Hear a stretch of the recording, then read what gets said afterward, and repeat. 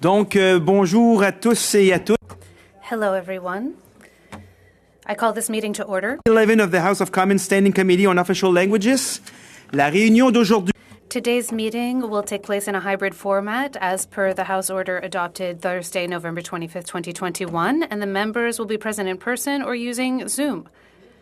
pandemic situation and in light of the recommendations from health authorities to remain healthy and safe, all those attending the meeting in person should follow the directives of the Board of Internal Economy.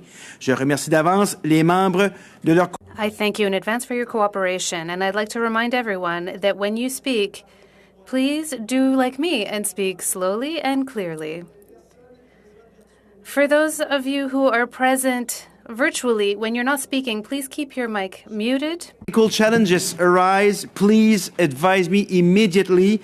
Please know that we may need to suspend a few minutes as we need to ensure all members are able to participate fully.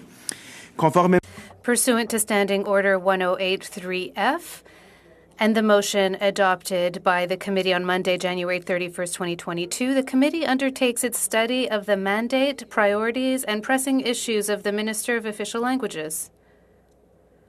I would like now to welcome our witnesses. Welcome to the Honourable Ginette Petitpas-Taylor, first time appearing as Minister of Official Languages.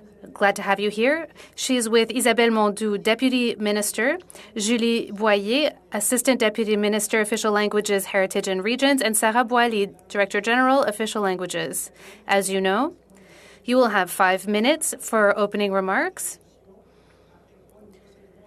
After that, we will move on to a series of questions. I will let you know when you have about 1 minute left. That being said, welcome to everyone. Madam Minister, you have the floor. Thank you, Mr. Chair.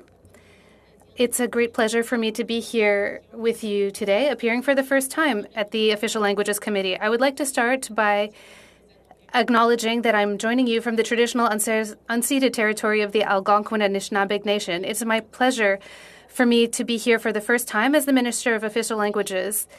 When the Prime Minister gave me this mandate, I was deeply touched. As you know, I'm Acadian. I think you can tell from my accent. I'm the first Acadian to hold the position of Minister of Official Languages. So I know personally how important it is to promote and speak our language every day, to study in French, work in French, and live in French.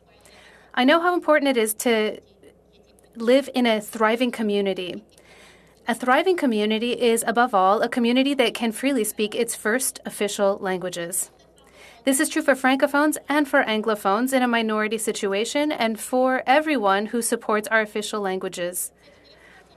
It's a responsibility that I take to heart and a responsibility that is at the heart of my mandate.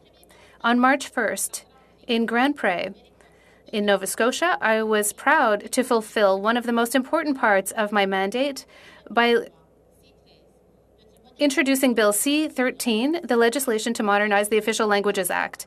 I chose to introduce the bill in Grand Pre because it is a place that reminds us of the fragility of our official language minority communities and the battles we have fought to protect the French language. This remains both the challenge and the opportunity of today. The challenge to which we respond in Bill C-13 to protect and promote French throughout Canada, including Quebec, and to defend our official language minority communities. However, that responsibility goes beyond just introducing a bill. Our government is committed to implementing the measures outlined in our reform document, the English and French, towards a substantive equality of official languages in Canada. Across Canada, we're helping to build and support institutions that help official language minority communities to grow and prosper. We're improving access to French immersion and French as a second language programs, from early childhood learning to post-secondary education. We're working to increase the demographic weight of Francophones. With this work, I've been fortunate to be supported by a Prime Minister and Cabinet colleagues who share the same goal, and a Parliamentary Secretary, Marc Serré, who is doing an outstanding job. Thank you. As well as many parliamentarians, including several members of this committee and stakeholders that are doing amazing work. As I've always said, We wanted a bill that respects the linguistic realities of all Canadians, both Anglophone and Francophone. We wanted a bill that would meet the needs of official language minority communities from coast to coast to coast and to help them thrive. And we wanted a bill that had more teeth. We have reached these objectives through Bill C-13. I know that we still have a lot of work to do, but I hope that we can count on your support and your advice. I look forward to working with you and with everyone who loves our official languages and the minority communities that enrich our lives so much. Again, I'm so happy to be here today, and I'm ready to take your questions. Mr. Chair, thank you for reminding me to speak more slowly because I have a tendency to speak very fast. So if you need to, give me a sign and I will try to slow down as best as I can. Of course, Madam Minister, I'm not really used to people who speak quickly, so you did it in 3.5 minutes, Madam Minister. 3.5 minutes, which shows that in Acadia we're very efficient. But let's get back to business. The first round of questions. Each party will have 6 minutes of questions and answers, and we are starting with the first vice chair of this committee, Mr. Joël Godin. You have the floor for 6 minutes. Thank you, Mr. Chair. Thank you, Madam Minister, for being here today. Let's talk in terms of efficiency. Your speech was a prime example, and I hope that we'll be able to be as efficient in protecting the French language because the Modernization Act for both official languages is important, but really the most vulnerable language is French. So my first question is very simple.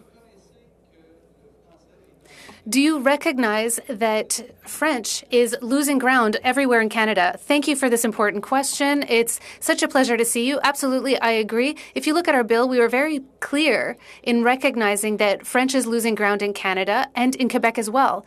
If you look at statistics, and you look at the population outside of Quebec for Francophones, in 1971, we had 6.6% of the population outside of Quebec that spoke French.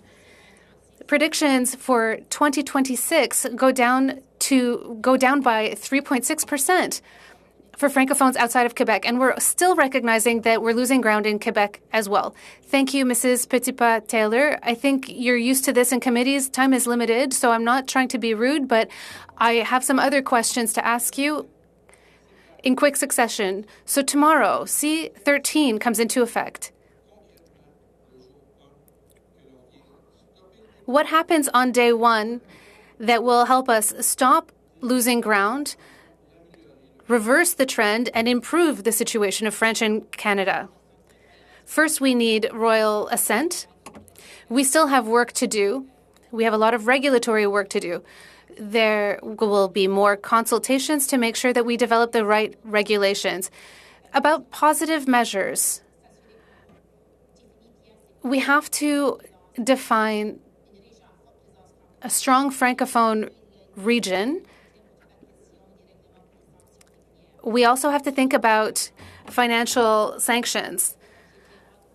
This is why I'm looking forward to move forward, to get royal assent, and to develop the regulations, which is very important work. Thank you, Madam Minister. You said in your opening remarks that you're counting on our support. I will say the same to you. I invite you to be very open, and I hope that we can count on your support to improve things. You said that your bill has teeth. We find that it needs more teeth. So we hope that you'll be open to collaboration, and we hope that you'll be as open as we are. Another question. Why in Bill C-13 has a request that was made by many organizations? Why are there gray areas between Heritage and the Treasury Board? Why did we not concentrate all powers in the same place? First of all, thank you for this question. I'm very happy that you raise it. There's a lot of confusion about the role of the Treasury Board in all of this.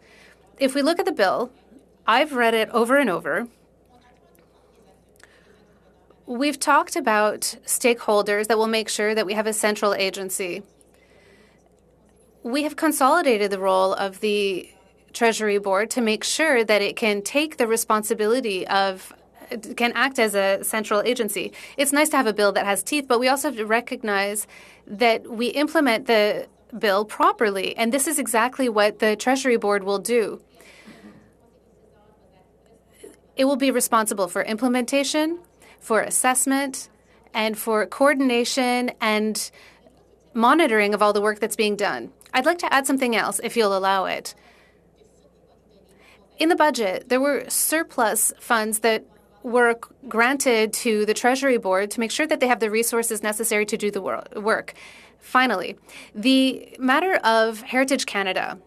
As the minister responsible for official languages, I have to say that these are responsibilities that are delegated from Heritage to Ginette. So it's that, really, it is that.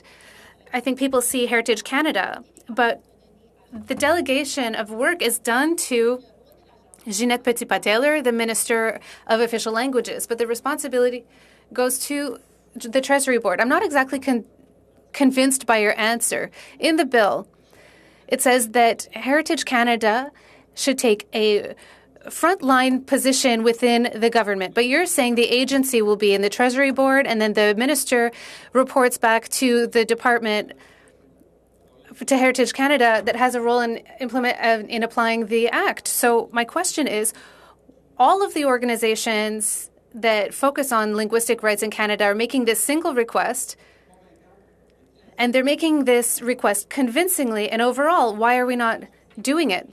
I would dare to say that I had the chance to speak to many stakeholders that are very happy with the bill, with the consolidated role of the Treasury Board that functions as a central agency. I've also spoke to people in the legal profession. I'm sorry, Mrs. Minister, I only have 50 seconds left. I'm sorry to interrupt you. I didn't have the same reading. I don't have the same comments. Final question. Why did we not take out this regulation for federally regulated private industries? Can you explain what happened here? There's 15 seconds left. Maybe we can answer this at the next round, or maybe a colleague will follow up, but I'll be happy to answer this question when I have more time. Thank you, Madam Minister. Thank you, Mr. Godin. Next speaker is Mr. Angelo Iacono. You have 6 minutes. Thank you, Mr. Chair. Welcome, Madam Minister. It's always a pleasure to see our friends from Acadia, but I have to say that in Quebec we do things differently. Madam Minister, the work on modernizing the Official Languages Act has been going on for many years. Since you took over this portfolio in October, can you tell us what your intentions are for official languages communities in minority settings and other stakeholders? How have these exchanges been about the differences between C32 and C13? Thank you so much for the question. I would say that I've been in this position for about 5 months. Since the beginning, I had the privilege of meeting many colleagues that are around the table here and members of the opposition, senators, and also many stakeholders. I wanted to hear their comments about C32, and I wanted to know what they wanted to see in the new version as C13. I also met national groups and provincial groups. Definitely the SANB I met with many times. I met the LAFO, the QCGN, and other groups. With all of these conversations, I've had a lot of thought. And these have all been poured into C13 that has been tabled for about a week. Again, I've heard people say that C13 didn't include everything that was in C32, but I want to be very clear. That is false. Everything that was in C32 appears in C13 in their entirety. But we took things further. What I heard from stakeholders is that they wanted to make sure that we had a bill that had more power, and this is exactly what we've delivered. I really delivered on this in terms of responding to the feedback from stakeholders. Let me give you some examples. When we talk about the Official Languages Commissioner, he'd asked us for more power, more tools to do their job. I think we can all recognize that Mr. Theberge, the Commissioner, has a very important job in protecting our official languages. To date, the only power that Mr. Theberge has at his disposal is to conduct investigations and issue reports. He wanted more tools, and that's exactly what we delivered. In Bill C-32, we added a certain number of tools to the toolkit, and at this stage of the game, we've added AMPs, administrative monetary penalties, that can be levied on federal institutions. So we want to ensure that the bill has some bite.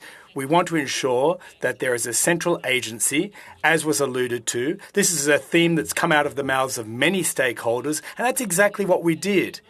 We put our money where our mouth is, and I want to work in close collaboration to ensure that this bill is enacted in short order. I'm very much looking forward to working on the rules and regulations, and I want to make sure we can go forward with this. Thank you very much, Minister, for that clarification. And as you just mentioned, the powers that the Official Languages Commissioner will have attest to the fact that they're necessary. We saw at the last meeting Air Canada wasn't in agreement with this whole notion of AMPs. Next question, Minister. This government has put reconciliation at the heart of its agenda, including protecting Indigenous languages. In 2019, the government enacted the Indigenous Languages Act, and I would stress that nothing in Bill C-13 repeals the Act on Indigenous languages. Could you elaborate on that, please? And have you discussed the matter with the Indigenous Languages Commissioner when it comes to the modernisation of the Official Languages Act? Response. Thank you very much for that crucial question. As Official Languages Minister, I sought to ensure that we would do nothing that would be detrimental to the legislation that has been introduced to protect Indigenous languages. That is Bill C-91, which has now been enacted. In some sections of our bill, it clearly states that we will not impinging on the Indigenous Languages Act. There are 10 Indigenous languages that have been recognised in Canada, and we want to ensure that they thrive too. I had the opportunity to meet with the Indigenous Languages Commissioner, Mr. Ronald Ignace, and we had a very fruitful, fulsome conversation. Once again, we said that we intended to meet up again. We're going to work together. We're going to share advice, tips, what we're doing in terms of official languages and what they're doing when it comes to Indigenous languages. We're ready to cooperate with them fully. They have a handle on our approach, and it was a tremendous meeting, I might add. 30 seconds left. Thank you very much, Mr. Chairperson. I'll hand the remainder of my time over to the next member. Next member is the second VP of the Official Languages Committee, Mr. Beaulieu. 6 minutes, the floor is yours. Good afternoon, Minister, and thanks for being with us today. My first question is this. The Quebec government has made requests about the Official Languages Act and modernising it. The first demand was that the Official Languages Act recognise that there are 2 official languages and one is a minority language and one alone, and that is French. And yet that isn't evident in C-13. There's a kind of an allusion, there's kind of a reference to this, but there's nothing that clearly states that French is the minority official language. Very nice to see you again, sir. First and foremost, we've been very clear that there's a decline in French in both Quebec and Canada. When we've made statements about the bill, we haven't watered that down at all. We haven't tried to minimise it, and we recognise we need to do more to protect and promote French in Quebec and elsewhere in Canada. Now, when you look at the reform document and Bill C-32 and Bill C-13, the common denominator is that we want to target substantive equality. We are going to go to great lengths to ensure that we make things different for Francophones and the Francophonie, and our bill is unequivocal on that matter. Question. Even the Human Rights Committee of the United Nations doesn't recognise the English speakers in Quebec as a minority because they are still nevertheless part and parcel of a majority, and yet you still consider that Anglophones in Quebec are a minority? Response. When it comes to the French language, we recognise that French is in decline both in Quebec and elsewhere in Canada. We're going to put measures in place in order to achieve substantive equality. As an Acadian who lives in New Brunswick, I live in a minority official languages community. This is what I live on a daily basis. I live and breathe it, Mr. Beaulieu. So this whole issue of modernising the Act is very personal. This isn't a political, partisan issue for me. I want to make a real difference in Quebec, in Canada. I want to promote our beautiful and wonderful French language. Aside from this rhetoric, we need concrete action. And the model that we have here is based on territoriality, i.e. to ensure that French is the common language in Quebec. That's crucial if we seek to francisize newcomers in order to maintain our demographic weight, I might add. So we can't see that at all in your bill. There's institutional bilingualism being foisted on Quebec still, and the only effective way to protect official languages minorities are territoriality models. Basically, that's what's occurred with the Official Languages Act. And the proof is in the pudding. It doesn't work. The assimilation rate of Francophones outside Quebec is on the rise constantly, and with the promotion of official bilingualism in Quebec, the upshot is a decline of French in Quebec. Response. Well, the specificity of the provinces and territories is in this bill. We acknowledge and recognise both Quebec's and New Brunswick's specificity. We've been very clear on this, Mr. Beaulieu. As Official Languages Commissioner, or Minister rather, we're going to do our utmost to stem the tide, to stop this hemorrhaging of French in Canada. We are going to deal with this and at its root cause. This concerns me.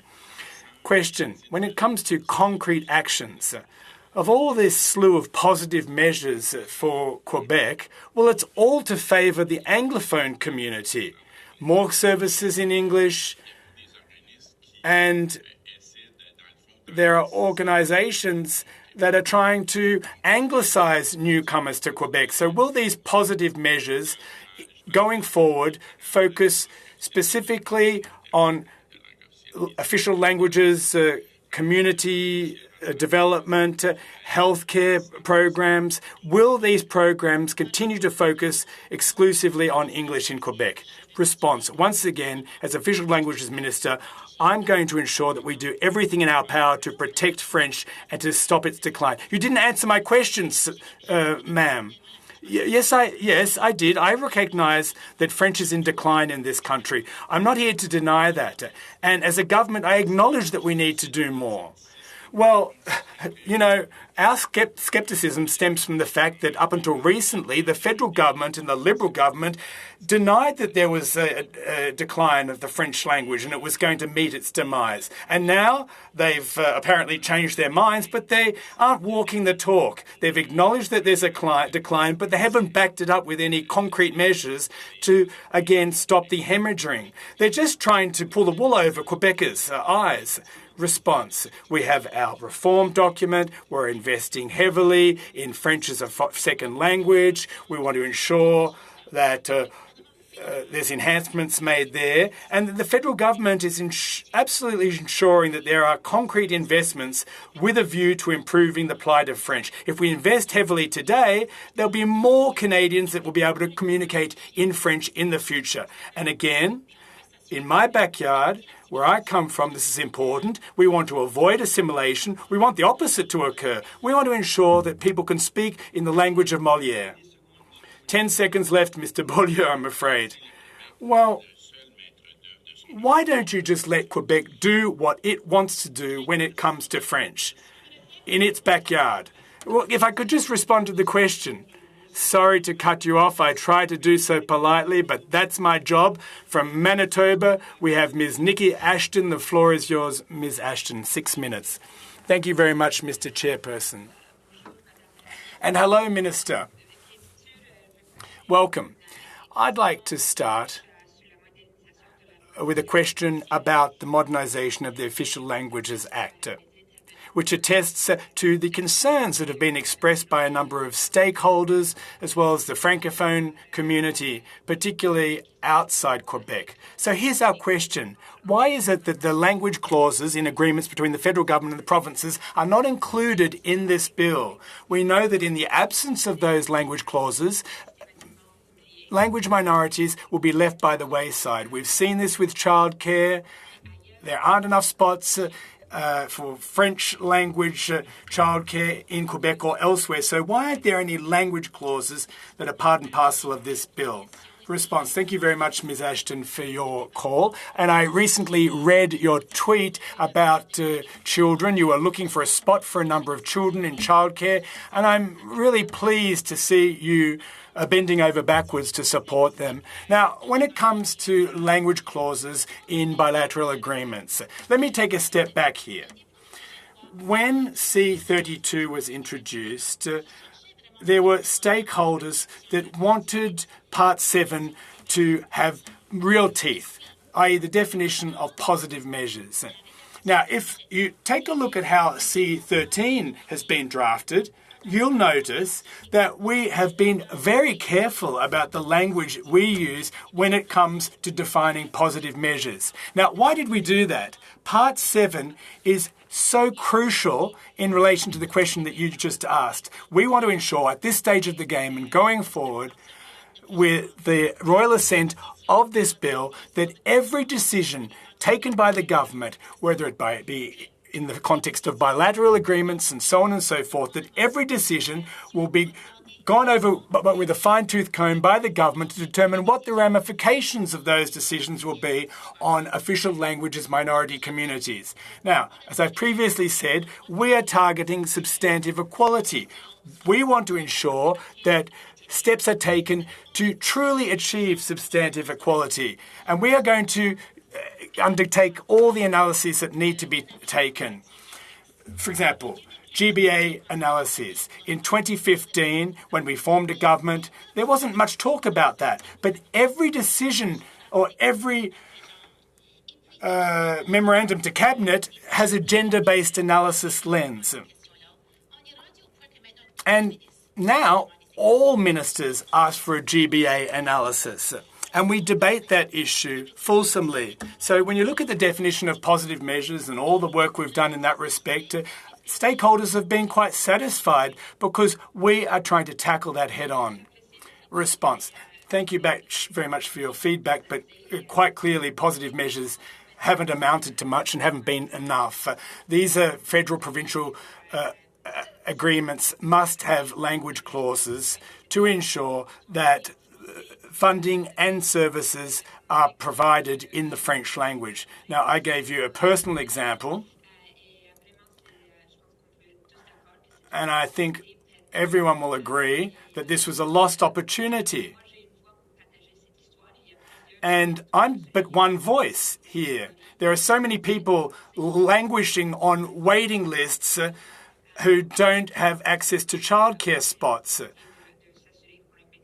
primarily because there are no language clauses in this legislation. So it is our sincere and fond hope that the concerns of these stakeholders and Francophone communities are heard and responded to. Let me now turn to another issue. Why did you choose to limit the Commissioner's new powers over Crown corporations in the area of public transit and services where there are communications with travellers? Why not expect all businesses to comply with Part 7 of the Act? Thank you very much for the question. As I said from the outset, I spoke with a number of stakeholders, including the Official Languages Commissioner, about this matter. The decision to levy administrative monetary penalties, that was something we asked the Commissioner about. And the Commissioner told us point blank that there are a number of airlines, such as Air Canada, for example, that are the subject of many complaints. And the Commissioner sought to have another tool to impose administrative monetary penalties. He wants to ensure that companies that have face-to-face contact with passengers adhere to the Charter and the legislation. And we've discussed this with the Transport Minister, Minister Alghabra, and we've looked at all the companies and businesses that are already subject to the Official Languages Act. We took a look at a list, and there's Air Canada, Via Rail, Marine Atlantic, and airport authorities that are considered to have face-to-face contact with travellers. But let's be clear here. The tools that we have given to the Official Languages Commissioner almost amount to AMPS. For example, informal mediation. Thank you very much, Minister. I'd just like to ask you another question. Oh, unfortunately, you only have about 5 seconds left, Ms. Ashton. You'll have to leave it for the your next turn. You only have 2 seconds left. Sorry to cut you off. 6 minutes goes by very quickly. Second round of questions. First question, 5 minutes. Mr. Jacques Gaud, the floor is yours, sir. Thank you very much, Mr. Chairperson, and thank you, Minister, for being here. It's a tremendous pleasure to work with you.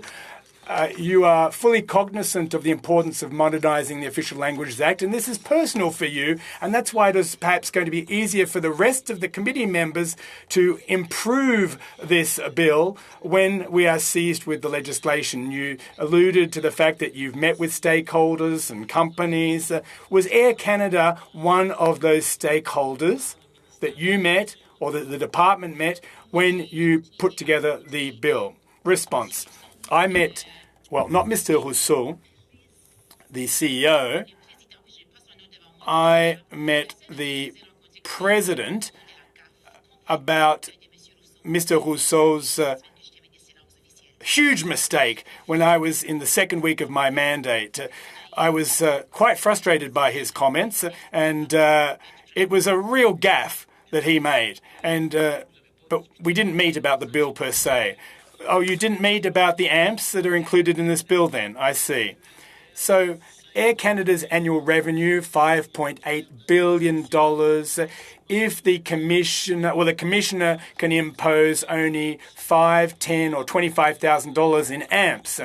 Now, when it comes to a company like Air Canada, do you really think that $25,000, $10,000 is really going to shake things up, or if they'll just choose to pay the fine and then continue to flout the legislation?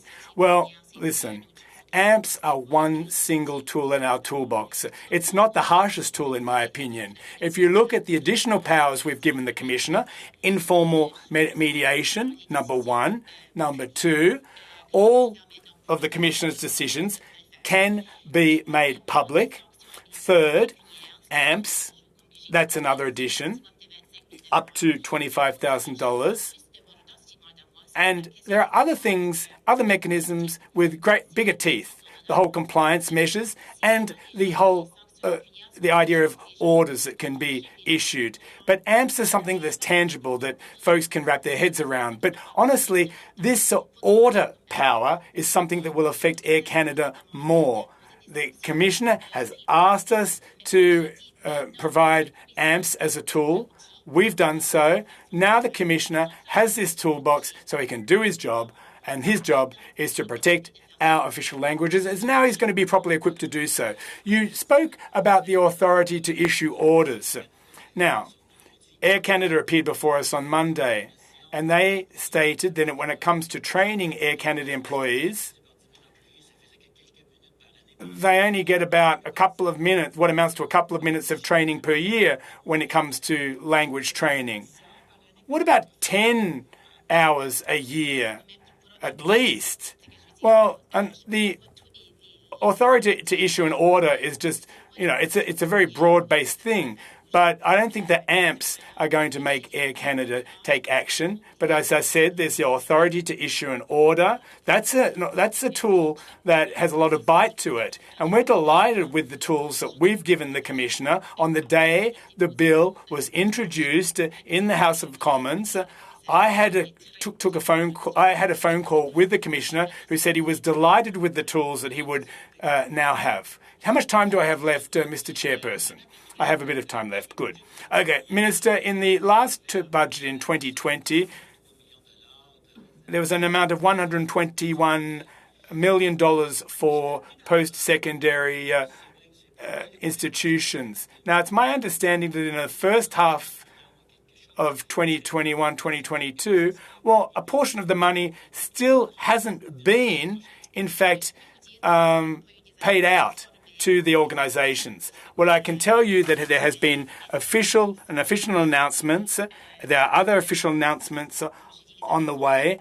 And as I said, there are a number of universities that have received funding, and you'll get an official notice in regards to that sooner rather than later. Je vous remercie pour le nom des...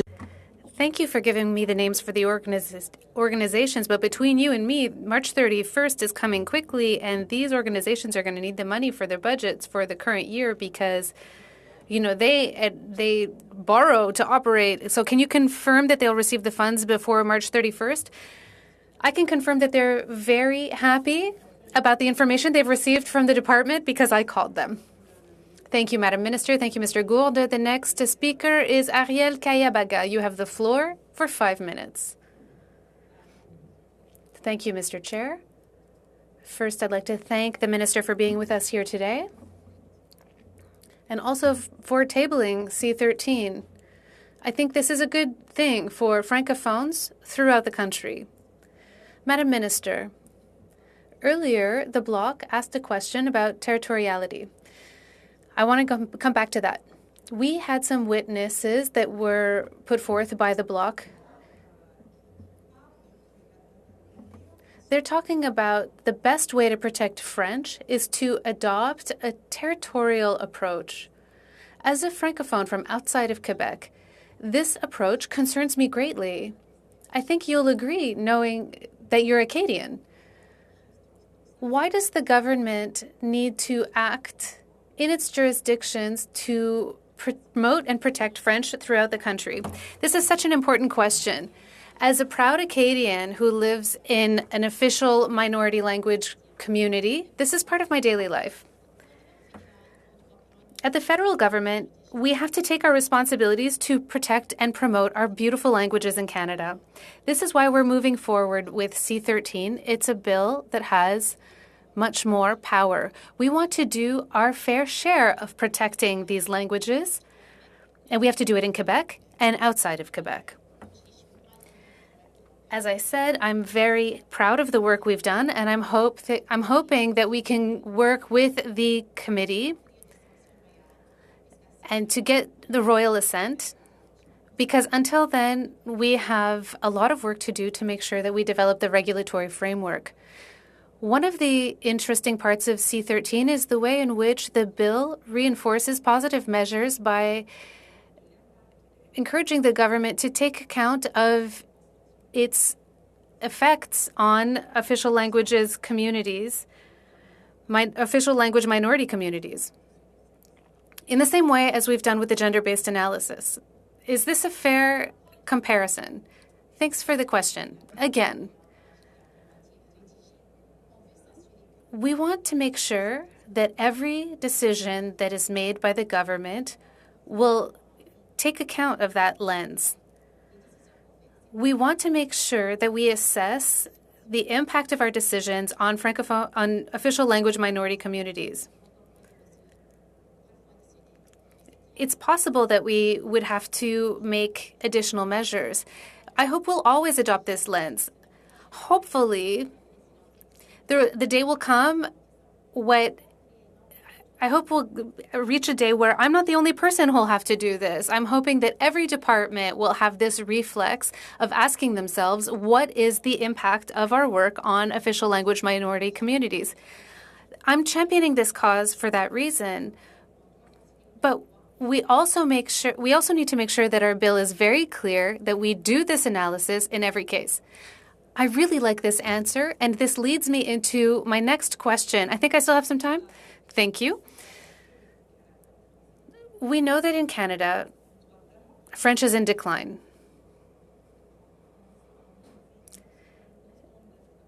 In English, we say no stone left unturned, and we have to do that to make sure that Francophones and the French language remains protected throughout the country. In our work, with our witnesses, we found that 60% of Francophones on Earth are in Africa. So if we want to increase our Francophone population in Canada, both in and outside of Quebec, we have to go find Quebecers, Francophones, from where they are. But then we also learned that there are some obstacles, some barriers, for example, language tests that are too hard for people that are Francophone who work in French and live in French. So what can your department do to reduce the impacts of this issue so that we can continue to meet our targets for Francophone immigration in Canada, especially in minority situations like in London? So once again, C13 addresses the issue of Francophone immigration. I'm really happy that I had the opportunity to work so closely with Minister Fraser, who I think will be appearing next week to talk about the topic of immigration. We wanted to make sure that our bill included an immigration strategy that is daring, that has targets, indicators, and objectives. Thank you, Madam Minister. I'm so sorry to interrupt. I know time flies. The next speaker for 2 minutes, Mario Beaulieu, you have the floor. So I think there's a general consensus in Quebec that all of the cities, the big cities, the unions, former premiers, every party at the Assemblée nationale du Québec want to apply Bill 101 to federally regulated private companies. So now you're going to bring in a new act that would interfere with this. You want companies to be able to choose between the two acts. So why are you not respecting Quebec's request? First, Mr. Beaulieu, I'd like to be very clear. Our new act is very much inspired by Bill 101. We want to make sure that we have a federal regime that is just as strong. So our act is very much inspired by Bill 101. I'm sorry, I don't have much time. Bill 101 aims to make French the common language, whereas the C13 allows it. So it's not the same thing. Again, federally regulated companies will be able to ascribe to Bill 101, and I understand that 40% of federally regulated private sector companies ascribe to Bill 101, but they also can choose to ascribe to the federal regime. But it's not more lenient. We want to make sure that Quebecers have the choice, so it's less restrictive. Inaudible, the microphone is cutting in and out.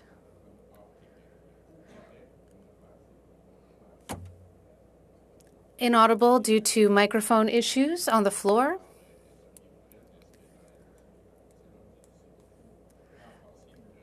Would you agree that in the bill we should reinforce Francophone immigration in Quebec? I think increasing our immigration period is essential for our country, both in Acadia and in Quebec, and we have to do our fair share to reestablish the rates of Francophones, and we want to do everything we can to attract more Francophone immigrants. We have to work with the provinces and territories because I recognize that we all have a part to play. Thank you, Madam Minister. Thank you, Mr. Beaulieu. My apologies. Next speaker, Nikki Ashton, for 2.5 minutes. You have the floor. Thank you, Mr. Chair. My question is about the comments of the Official Languages Commissioner. Inaudible, 2 microphones are on.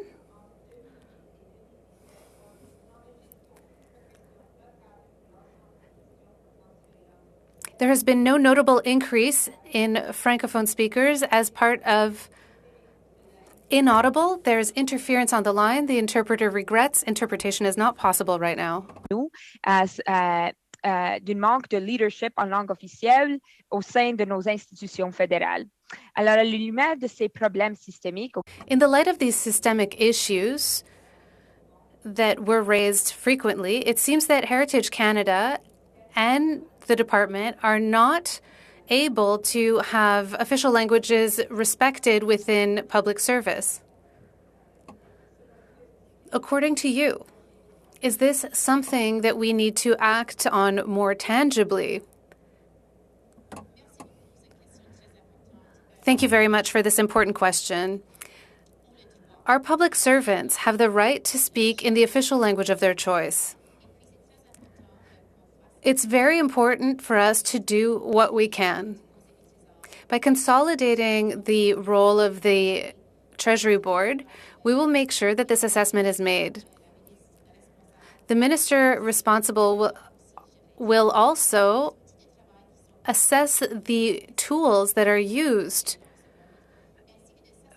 to address the issue of ESL and FSL. We also want to make sure that managers have the required language training. We want to make sure that our employees can choose the language in which they will work. This is a right and a choice, and we want to make sure that it is respected. Quickly, I would say that the Commissioner was very clear. It's important to make sure that public servants can work in French, and this is the point that we're trying to raise here. What do you have to say about that? I totally agree with the Commissioner. We have to make sure that the public service can work in the language of their choice, the official language of their choice. Thank you, Madam Minister. 2 minutes, 30 seconds have just passed. Next speaker, Bernard Généreux, you have 5 minutes. Madam Minister, I have 1,000 questions, so please be quick with your answers. What's a strong Francophone presence region? Thanks again for the question, because we talked about the regulatory framework that needs to be developed. Once we have the royal assent for this bill, we will be able to define all of the terms. We'll be able to say what that is. So it's not defined. While we will start a consultation process, I have to be honest. In my area, this is a very important question, and we want to make sure that the definition is good.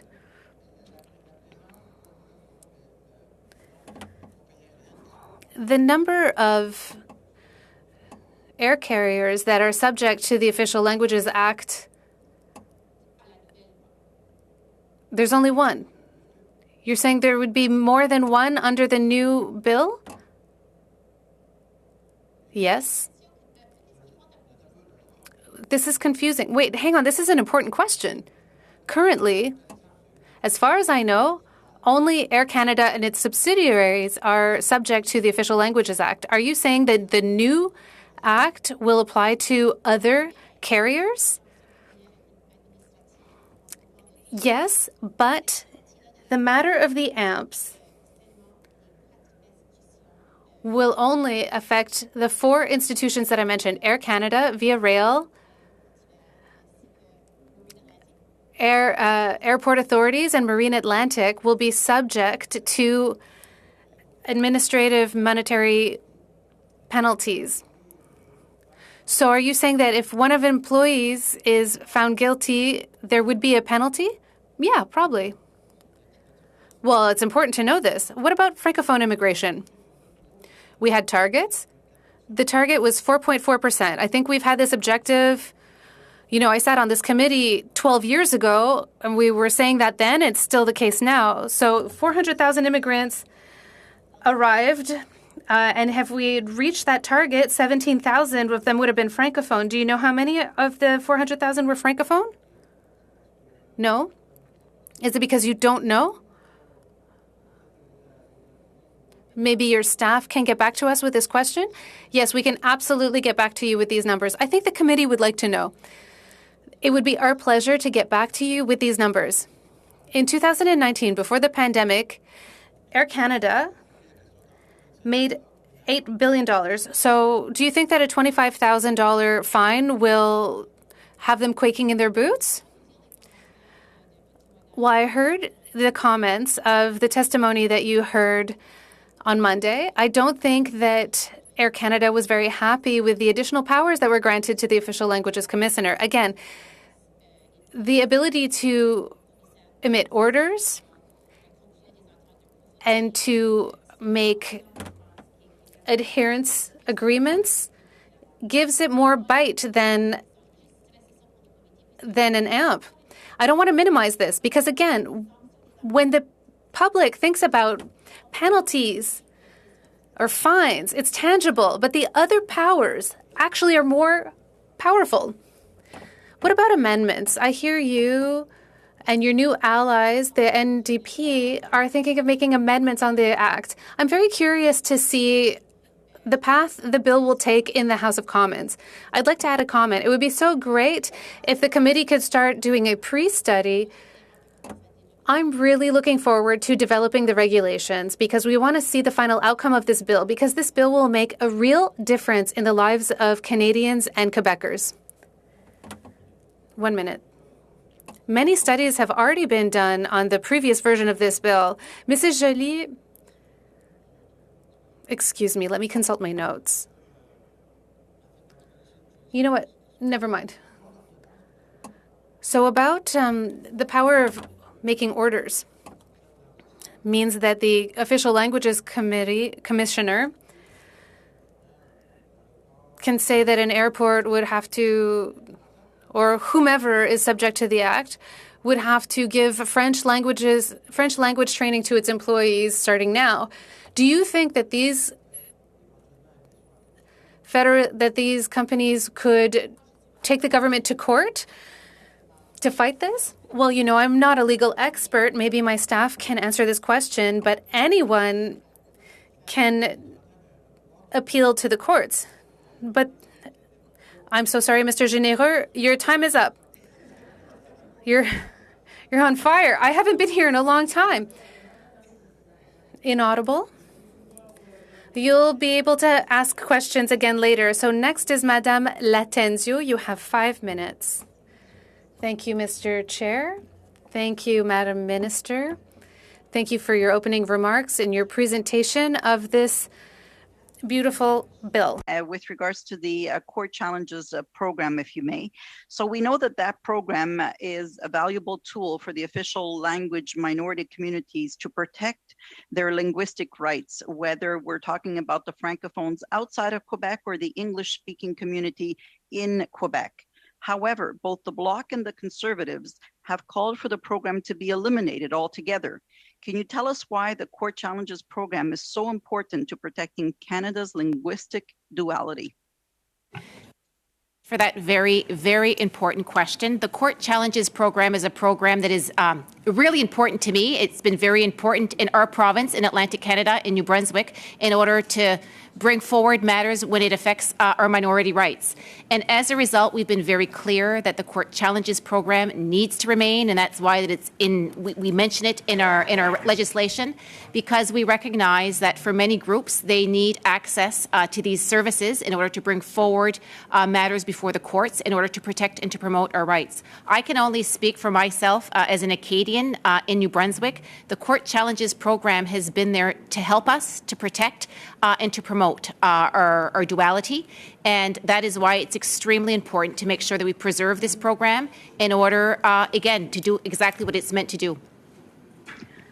Thank you, Minister. I, like you, come from a minority linguistic community, the Anglophones, English-speaking community here in Quebec. And so I read the proposed bill, and I noted that although you say you've included it in it, I do want to mention that I see the word may, and to me, may is not obligatory. So the Court Challenges program exists, yes, but why does the bill not make it mandatory? Well, once again, so important. It is extremely important, and we certainly want to ensure that that program is maintained. As I've said, I've made it very, I guess it's very important to me because I know the importance and the difference that it has made in my province and in groups that I have contact with. And again, we certainly want to make sure that, you know, that it is underlying the importance of it all. And we'll certainly do all that we can to make sure that that is stipulated very clearly.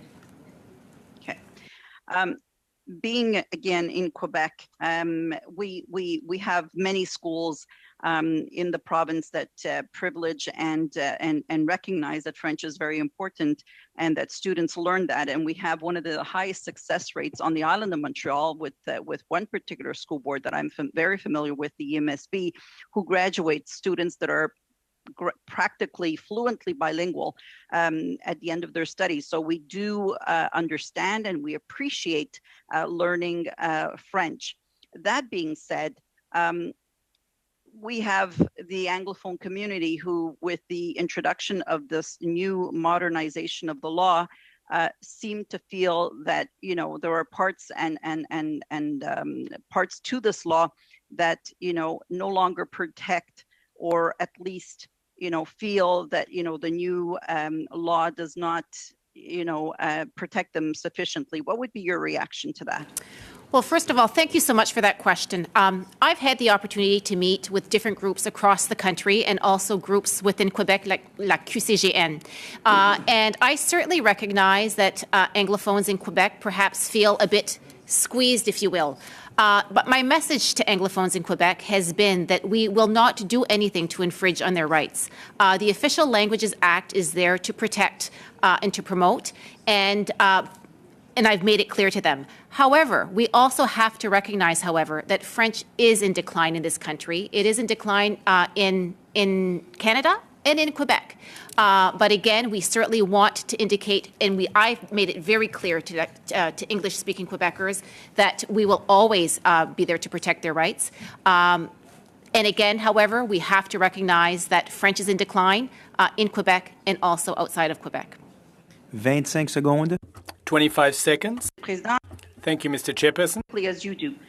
With regards to the powers that are going to be attributed to the commissioner, maybe going back on the question of the power to execute judgments, how mordant, how strict will that be for the commissioner to be able to implement and execute Mrs. judgments? Latenzio, sorry, I need to interrupt you. Sorry, I know it's quick, 5 minutes. Merci, Madame la Thank you very much, Minister, for your being so generous with your time. We're going to suspend just for a moment to allow the Minister to leave. However, her team is going to remain with us for the second hour.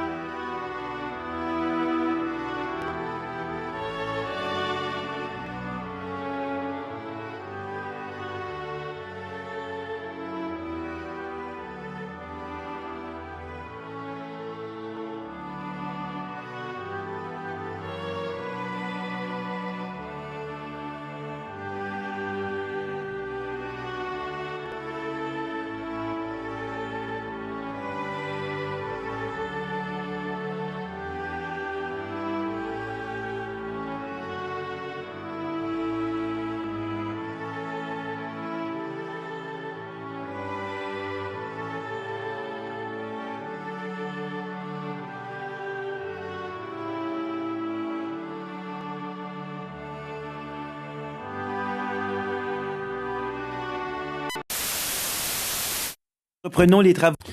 Let's get back to business. Hello to the minister's team. We have Ms. Boyer, Ms. Boily, and Ms. Mondou. We have enough time for a full round of 6 minutes apiece, and we'll start with our Deputy Chair, Mr. Godin. 6 minutes. Thank you very much, Mr. Chairperson. And ladies, thank you for remaining to provide further testimony. I'd like you to explain this to me. What I interpret from this legislation, there's a conflation of the powers and responsibilities of various stakeholders. What is the responsibility of Canadian Heritage when it comes to enforcing the legislation? How far can you go, and where does your responsibilities end and the Treasury Board's begin? Response. Let me start with the Treasury Board, the central agency whose powers will be bolstered. As the Minister said, some of the powers will no longer be discretionary. So when the Treasury Board adopts policies and regulations and ensures that they are compliant, they'll become shall as opposed to may. The Treasury Board's role will be bolstered and they'll have new resources at their disposal. That's the first thing. That's what a central agency does. Second thing, there are a number of departments, including Canadian Heritage, that's an important role to play when it comes to official languages. The department provides funding to contribution funding to various areas, for example, post-secondary education. So 90% of its mandate is to provide funding contributions, and they're working close cooperation with grassroots communities. That's what the department's going to continue to do. It's going to continue to be a bridge with these communities to ensure that the programs are meeting the community's needs. Question. Deputy Minister. That's right. My interpretation of the bill is that the Treasury Board can transfer its responsibility to other organisations. True or false? Response. I don't think so. You'd have to indicate what section you're referring to or article, but I think the Treasury Board will have all of these powers at this disposal, and they will have to exert those powers. It won't be optional. They'll be ensuring monitoring and oversight. Now, what about Canadian Heritage's primary role? What's that? Is the department there to manage the transfer of funding, etc.?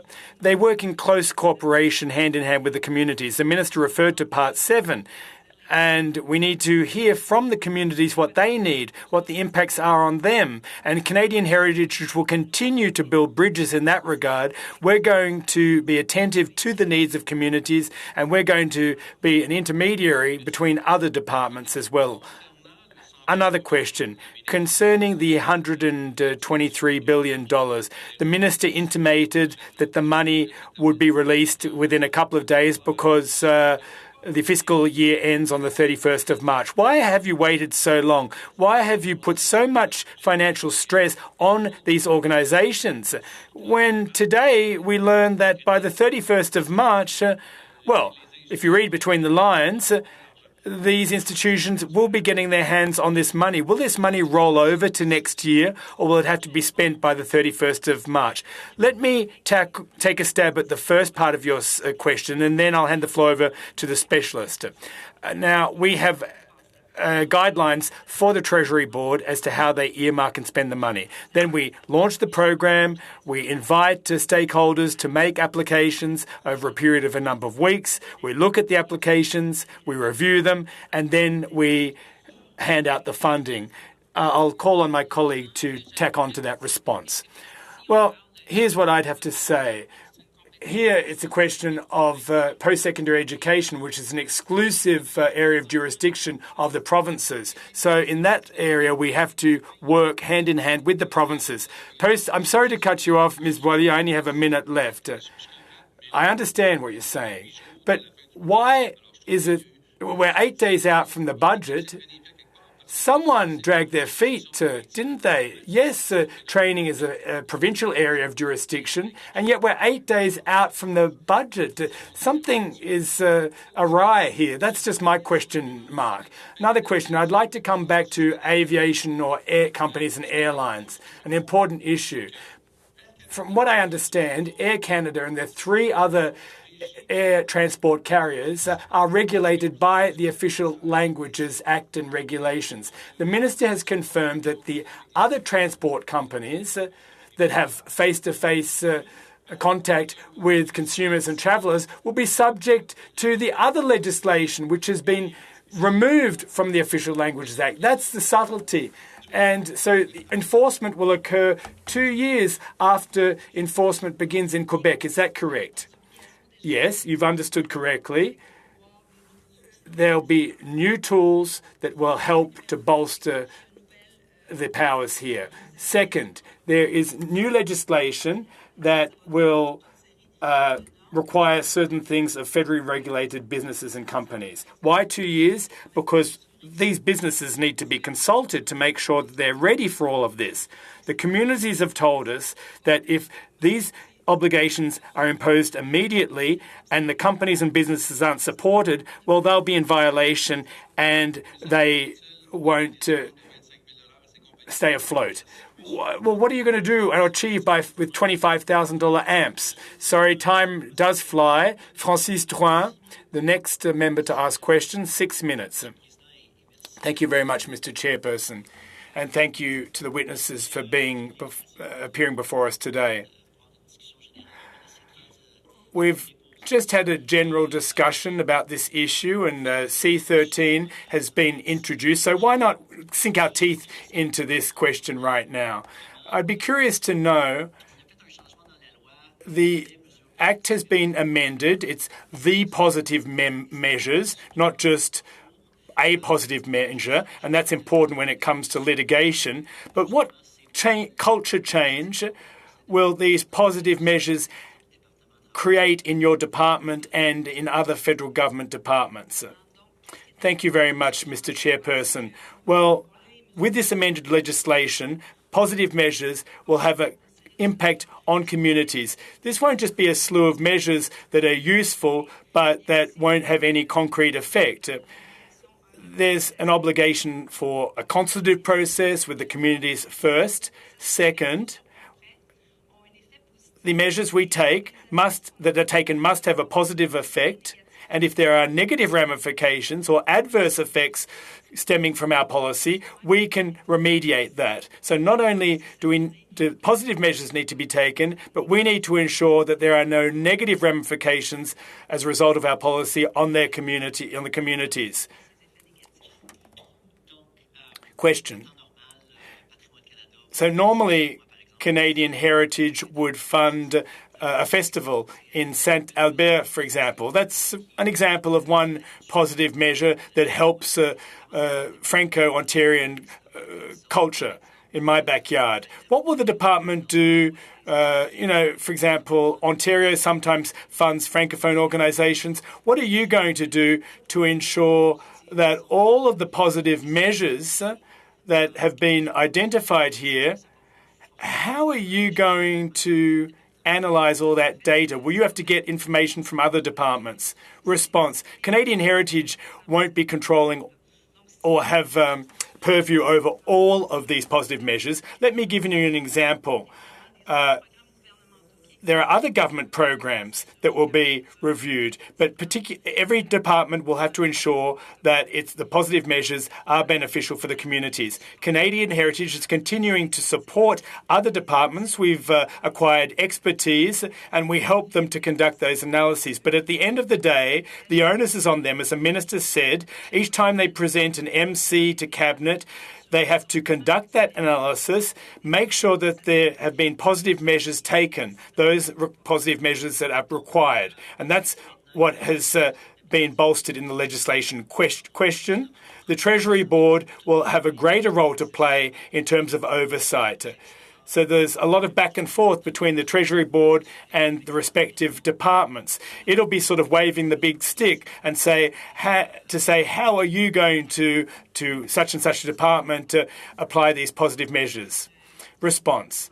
The Treasury Board will have enhanced oversight powers. The Treasury Board will be able to apply policies and directives and guidelines in relation to Part 7. That's the first step. We'll tell the departments how to conduct those analyses. And secondly, the Treasury Board will verify that this is being done, whether the guidelines have been adhered to or not. How much time do I have left, Mr. Chairperson? Just over 2 minutes. Okay, 2 minutes left. Well, if the Treasury Board does have an oversight role, well, one would imagine that the Treasury Board might say, no, you haven't upheld this directive to do with Section 41.5, for example. Well, the Treasury Board is in constant communication with the departments to ensure that the analyses have been conducted properly. Now, if those analyses are conducted and there seems to be some shortcoming or defect, the Treasury Board will point that out, put its finger on it and say, here's the bar, you haven't met the bar in terms of the legislation, and that will be the role, the oversight role that the Treasury Board plays. If there's been a failure to consult, if there's an absence of positive measures, or if adverse effects haven't been remedied. Thank you very much. I'm sure we'll have an opportunity to speak again when the committee is seized with the bill. You have a minute left. A conversation about francophonie with just 1 minute left? I don't think that's possible. Would you like to hand the baton to one of your colleagues? Mr. Beaulieu, you're next. 6 minutes. Can you hear me? Yes.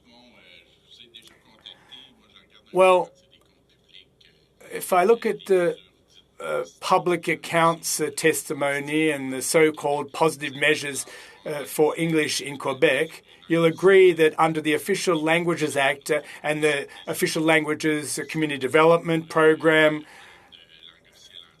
and the Health Care Official Languages Program, all of the grants and subsidies to Quebec under those programs have the purpose of strengthening institutional bilingualism and English. Well, I'd like to take a stab at that, but first I'll let my colleague do so. I wouldn't agree with you 100%. There's the Youth Canada program, and you alluded to it the last time that we spoke. The Official Languages Branch transfers money to the Federation of Chambers of Commerce of Quebec, which creates opportunities, employment internships, both for Anglophone youth in the workplace so that they can practice French in a real-life situation, and young Francophone Quebecers who want to learn English can also do so. Over the past 3 years, $3 million has been transferred to that federation to fund those internships. It's 50-50, half young Francophone Quebecers, half young Anglophone Quebecers. Question. Now, it's good that young Anglophones are learning French, but what about young Anglophones in Quebec? Will they be doing internships outside Quebec in French or abroad? At some point there was interprovincial internships and exchanges, but it's my understanding from my team that for the time being they're just provincial internships. But you'll agree that 100% of this is to promote Anglophone internships, is it not? I'm not sure about the categories exactly, but I think we need to come back to this at some point because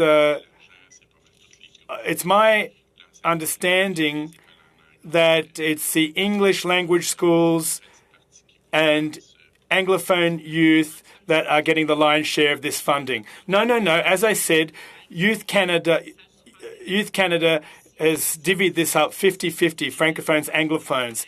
But let's not forget that there is the Francophonie Council that Quebec sits on. We fund that endeavour. It's very beneficial for Quebec's and Canada's Francophonie. Moreover, Canadian Heritage has supported a whole slew of organisations that work in the areas of culture and the media, which are very advantageous for the Quebec Francophonie. Question, in Quebec, it's the Anglophone organisations that will be primarily benefiting. It's the exception rather than the rule. That's my understanding. Anyway, normally Canadian Heritage, when it comes to the Official Languages Act, consults French language advocacy groups in Quebec, don't you? Well, yes, there was a consultative process in 2019. Well, who did you consult in Quebec? Well, there's Ontario, Saint-Baptiste Corporation. Well, these are the organisations that we normally consult. Well, I've been told the opposite. I've been told that there's been a dearth of consultation. I've never been consulted by you, and I am a member of some of those groups. This Melanie Joly's Official Languages Act overhaul, none of those groups have been invited to such a consultative process. Under C13, will there be any change to the positive measures? If I could just tackle that question. You've read Bill C13. We're going to protect and promote French both in Quebec and elsewhere in Canada. And you can expect that there will be further measures to support the Francophonie in Quebec. Question. One of the demands of the Quebec's Premier was precisely that, to be consulted, rather than having these measures foisted upon Quebec unilaterally, i.e. to francisize Quebec, these so-called positive measures. The Quebec government should be consulted and have input when it comes to what those positive measures will look like. Am I right? If I might respond to that, please. All of the programs under our purview are conducted hand in hand with the provinces. So by extrapolation, we do work with the Quebec government. Question. Well, the Quebec government has been demanding an overhaul of the Act. But the Quebec government doesn't just want to be consulted, it wants to be able to provide input. Well, if I could just come back to, in writing with you more information, or perhaps speak to that now. We did have a consultative process to do with this bill. The first request was that provincial areas of jurisdiction would be respected, and secondly, there would be adequate funding to make good on the objectives of this bill. So we've been in regular contact with the provinces. Prochaine question. The next question, 6 minutes to Mrs. Ashton. You have the floor.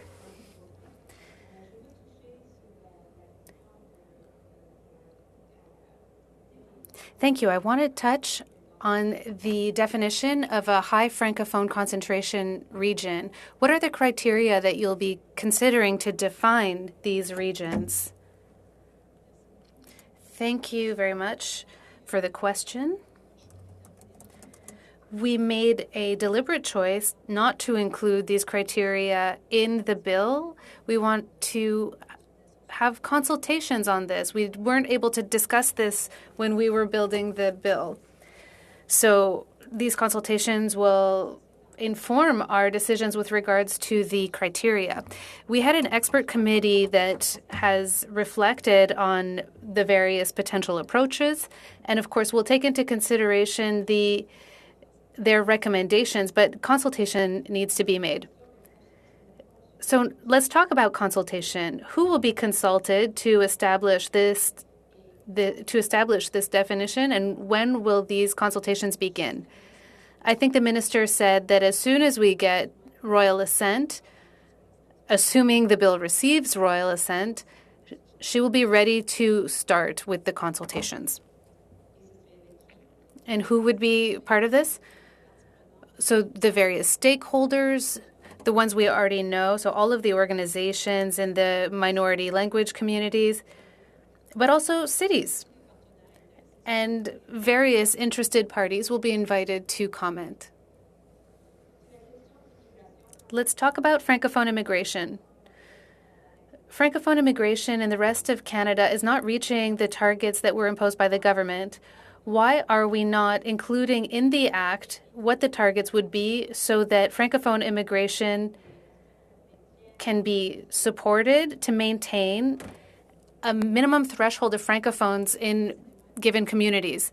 There are two important elements in this disposition. First of all, there's the interpretation clause that says that it's important to contribute to the maintenance and increase of Francophone presence. We also mentioned the policy that will be part of the Act. There are two criteria. One, the obligation to have minimum thresholds of Francophone immigration to meet the targets. And the second one is to take into account the immigration on maintaining the percentage of Francophones. So this will be part of the reflection that will be adopted by the Minister of Immigration. Another question about the bill.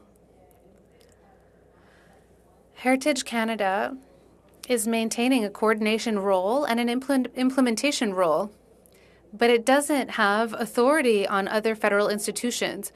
Why did you not make the Treasury Board the only agency responsible for the implementation of the Act?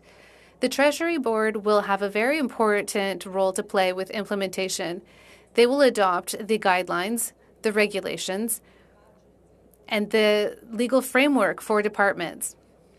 The Treasury Board will be determining the obligations for departments, and they will also have an oversight role to make sure that the departments respect their obligations. So the Treasury Board will have a very important role to play in the implementation of the Act. Many people have said that it's very important, but the Act doesn't go far enough to make sure that the Treasury Board is indeed responsible. This is a concern that I share. A colleague asked a question that I'd like to come back to. It was pretty specific. With the modernized Act, will the commissioner be able to impose $25,000 fines to other companies that serve clients? So the administrative monetary penalties will apply to the Official Languages Act, but not on other laws. So it will apply to the organizations that were already mentioned, Air Canada and the others. But that being said, we're talking about $25,000. $25 is not the maximum. There could be three infractions on a given day, 3 complaints, and each one would come with a $25,000 fine. So let's say, take for example, Air Canada, they could get $75,000 in fines for a single day. So it's a maximum per infraction, not a maximum fine that can be imposed. And I thought that was an important clarification to make. 1 minute left.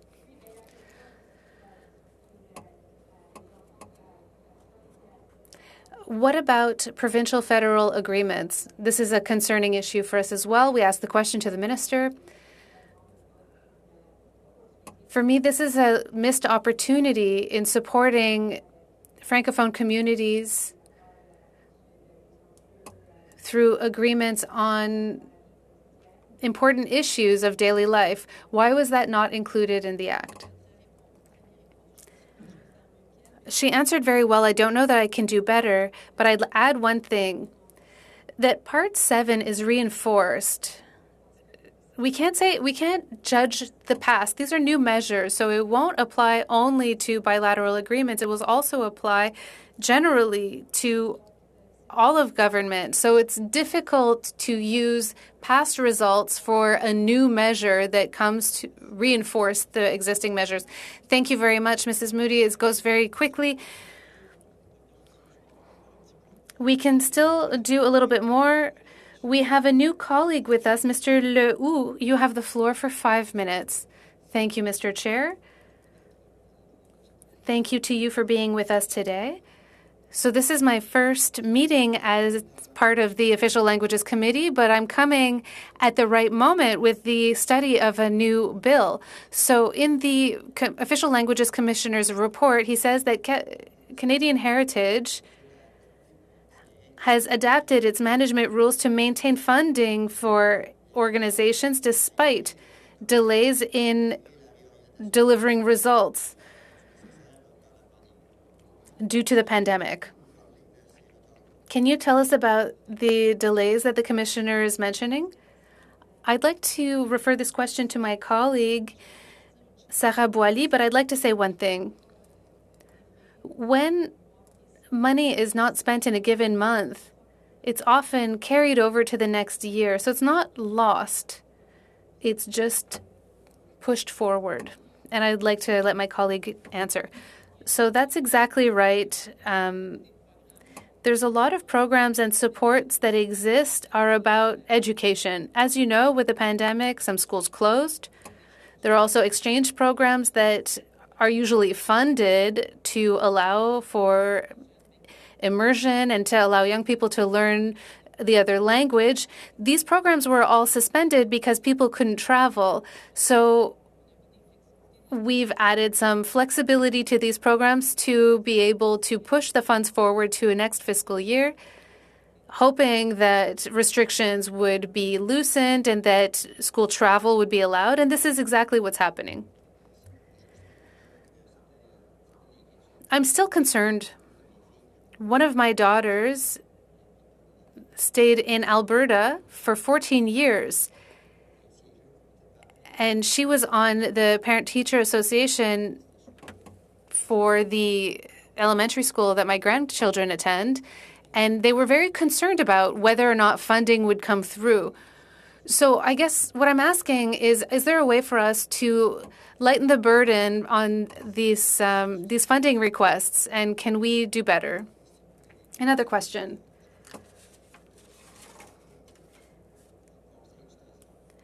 For the Treasury Board and its committee, it includes 5 or 6 ministers, Madame Fortier, Le Boutillier, Freeland, Madame Murray. Is Heritage Canada part of this committee? Off the top of my head, I don't think that Minister Petitpas-Taylor is on the Cabinet Committee for the Treasury Board, but this isn't the only committee that touches on official languages. As you know, there are other cabinet committees that discuss issues of policy or economy and others. So it's not just to the Treasury Board to discuss official languages. So what is the rate of bilingualism at Heritage Canada? We can get back to you with this figure. We have this data somewhere. We have a very high rate of bilingualism at Heritage Canada. Thank you. That would be very interesting.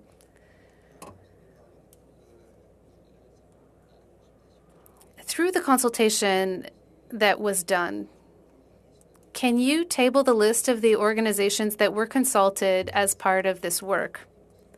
Absolutely. 50 consultations took place, including roundtables, summit, etc. So we will be happy to provide you a list of participants. 1 minute, Mr. Leroux. Mr. Chair, my colleague is granting me his leftover time. I'd like to come back on a question I asked earlier. It was about the Treasury Board. The Treasury Board can't transfer its responsibilities. And you asked me to quote the Act. So in Article 25, paragraph 46 is replaced by many paragraphs are replaced by what follows, delegating attributions in this article to another federal institution, the general administration, or other responsibility to, you know what I'm trying to prove, Mrs. Mondoux? And you responded to my colleague earlier about the fact that many committees talk about official languages. There's the Treasury Board, but there are others. You know, it's really hard to figure out what's what with all of this. I'm so sorry. Your time is up. You know, you were warned. The next speaker has 5 minutes, and I believe he will share his time. Mr. Iacono, you have 5 minutes, and I believe you're sharing your time with Madame Kayabaga. That's exactly right. Mr. Chair, I would like to clarify something for my colleague, Mr. Beaulieu, that was talking about consultations. The consultation with Quebec organizations. But I remember that Mouvement Québec was present and had appeared. So I just want to be clear that there were Quebec organizations present. So my question is for Mrs. Mondou. C13 includes a section on the right to work and to be served in French in Quebec and in other high Francophone presence regions. Can you give us a definition of that? And is it the same in Quebec and elsewhere in Canada? Thank you, Mr. Chair, for the question. The rule that will be adopted if the bill is adopted is to define the term after.